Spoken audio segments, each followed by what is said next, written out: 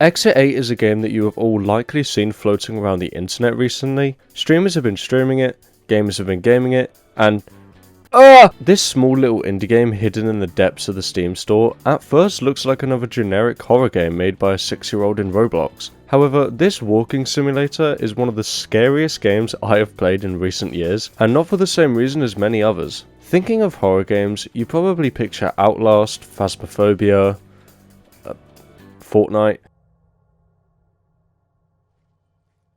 Five Nights at Frank's. What the fuck? These games all use horror in very different and interesting ways, but to me, generic ways. Now, this is what sets Exit 8 apart from these titles. As the Steam tag states, this game is a psychological horror, in which you are trapped in an endless underground passageway in Japan. The goal of the game is simple: find anomalies. If you see any, turn around. If you don't see any, do not turn back to go out from Exit 8. Easy, right? Well, yes, I beat the game in like 18 minutes and 100%ed it in around 40. This game tackles horror in such a brilliant way. So, let's go over what makes Exit 8 one of the best horror games in recent years. And before someone says, ugh, Nxcturnal, actually Lethal Company's better, shut up! I will release a video on that game soon. But for now, shut your mouth, sit back, destroy your posture, and enjoy the video.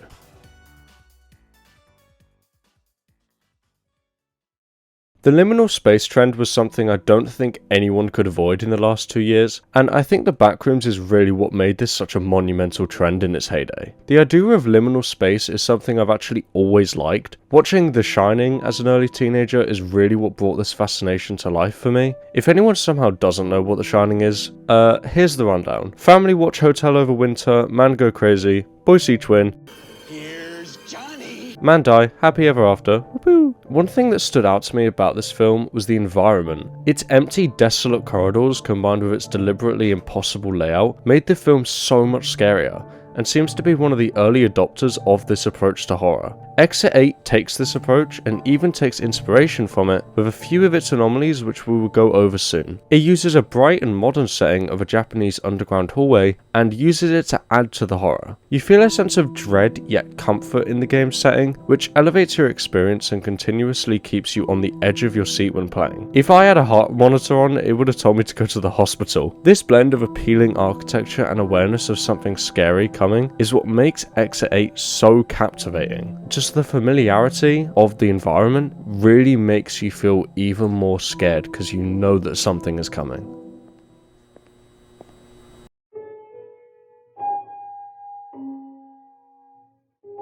The despairing warmth of this game is aided greatly by the surprisingly spectacular visuals and sound design. Exit 8 is honestly one of the best looking games I've ever played. The detail of the floor with dust coming from beneath the doors, as well as the fantastic lighting that reflects off each surface, really makes you feel like you are actually in an underground system. That combined with the warped fisheye effect and motion blur adds even more to the experience. I am a massive pussy and I really hate anything horror related, but Exit 8 provides such a refreshing take on the genre thanks to these visuals and settings. Despite how minimal the design is, it does a great job at creating the immediate tension and stress that most other horror games do, but just in a way better way. One title the game also made me think about was Unrecord, which was the body cam shooter game that everyone thought was fake, but was somehow a real thing. Like, what the fuck, how does it look this good? I think just the eeriness mixed with the warped perspective instantly reminded me of it, and in a good way as well, as I think it's a great change and I much prefer it as instead to what most games are doing now.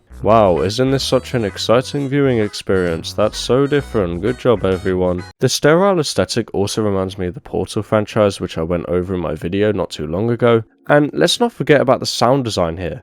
Something about the lack of soundtrack or background music adds even more to the suspense. Hearing the lights flickering amidst the sounds of your footsteps is all you really need to make this game terrifying. If the game had something like this in the background, it wouldn't be scary at all, would it? I truly appreciate just how minimal this game is. It knows exactly what it needs to do and doesn't try to overwhelm the player with pointless sound effects or music. I mean, just watch this. They're the same size, that's all the same.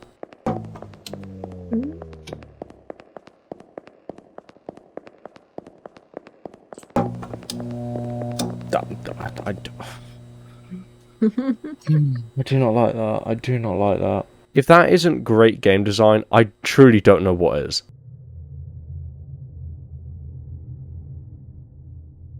Exit 8 is centered around this crucial word. In each hallway you walk through, you may or may not notice a subtle or even obvious difference. Some of these anomalies could be extremely difficult to spot, such as the blackened eyes of this boy in the poster. Others, however, can be, Hey guy, hey man. Hey, what's up? You gonna... Fucking up. I can't kill me, go on, what you can do, what you can do, fuck.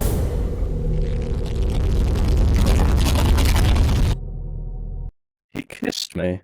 During my first playthrough, despite already knowing most of the anomalies from watching other YouTube videos about the game, I still found it an intense experience that filled me with a constant paranoia. The number of times I would analyze every little thing about my surroundings and still miss something is what makes Exit 8's short gameplay loop so interesting to me. Despite me beating the game very quickly, it is by no means an easy game, and the main reason for this is because your brain is constantly second guessing itself. You swiftly become so familiar with the hallway that you suddenly become blind to a different door handle position or the size of the posters. I mean, how the fuck did I not realize this? Come on.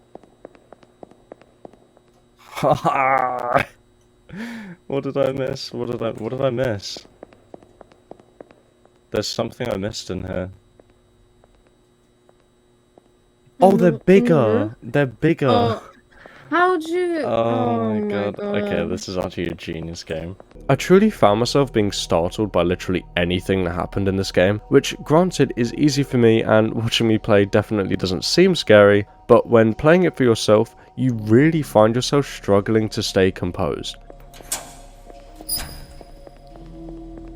I don't like that. Each of the roughly 30 anomalies to encounter in this game all creep you out in a different way. I mean, some are just funny, but there are some that are nothing short of traumatizing. Jump scares in games can certainly be entertaining, and I think Lethal Company is a game that's proven that. But I feel that both of these games actually share similarities to each other when it comes to making the player feel scared without anything happening. This is truly the best kind of horror for me personally. An experience that scares you by simply existing in that world is what I consider to be the perfect line between absolutely shitting yourself and cringing at how downright shameful the horror actually is. Great, my game crashed. I was reading some reviews online about this game when I found someone label it as a quote-unquote anxiety game, which I honestly think sums up Exit 8 masterfully. If you have a heart condition, please stay away, and that's honestly no joke. This game will fuck with you, and frankly, I hope it does, because you all deserve it. You all deserve to be fucked with. Thank you all for watching more Nxcturnal slop. Go buy Exit 8 and try the game out for yourself, and I will see you all very soon. And also, Merry Christmas. Here is my present to you guys. It's a T-Rex.